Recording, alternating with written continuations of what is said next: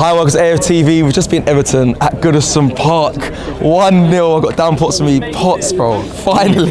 Took its time. We got a win here. Took a bit of time. We got the goal. We got the win.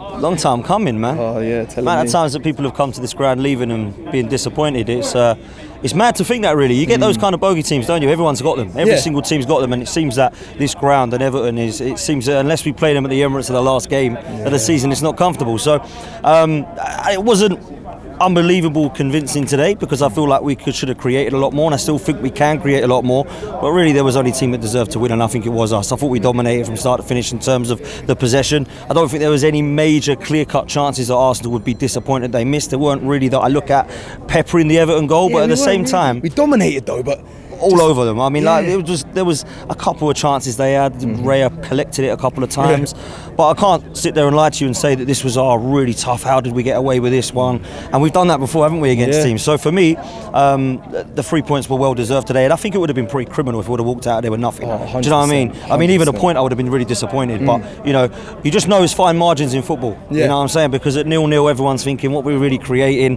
There's not much, and it's that moment of magic. Trossard's got a bit of a half chance, because realistically, it was a great finish, but out of nowhere, first time, what a goal from Trossard. I'm really pleased for the lad as well, man, because listen, I've been a massive fan of Trossard. I think he was probably one of our best players in pre-season. And I didn't really see much of him, have we, in the first few games? And hopefully Martinelli's all right. I don't know how bad that looks. Hopefully they just got him off with caution of the games we've got coming up.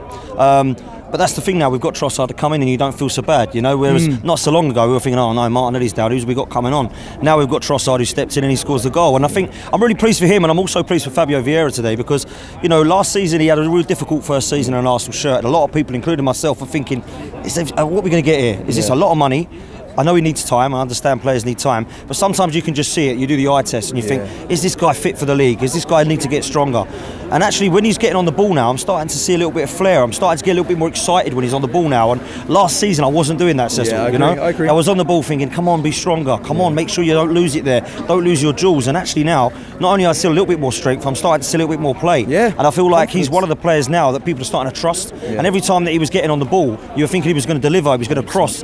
That left foot of his is actually exquisite at times. So for me, I think last season we always saw touches with Fabio Vieira, we always saw glimpses of it, and now we're starting to see that he's contributed in the last few games. Again, I know it didn't count, but it was great for the first goal that did not count, and now we're starting to see that actually, you deserve your chance in this Too soon for the North London derby. I know we got a Champions League game before that, but is it too soon to say he's the one to start in that midfield? I think I would still go, it's mad to say this because he didn't even play today, I think I would still probably keep what I believe is our strongest 11, and Partey being out, I'd just put in Jorginho and keep the rest. That's what I would do.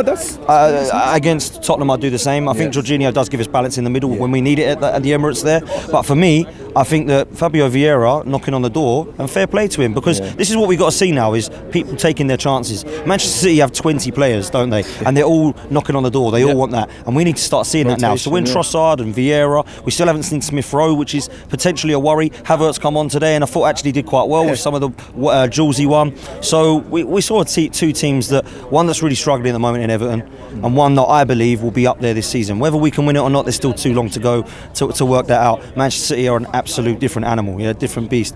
So for me, I think we're kind of disappointed in the first 5 games that we did drop those points at Fulham, because I don't think we deserve to, really. I look at the way that we are playing, and we sometimes get in across the line in terms of a score line, but I think we're dominating most of the possession of the games. Do you know what I mean? So yeah, big up the players that come on today as well. I didn't think anybody had a bad game.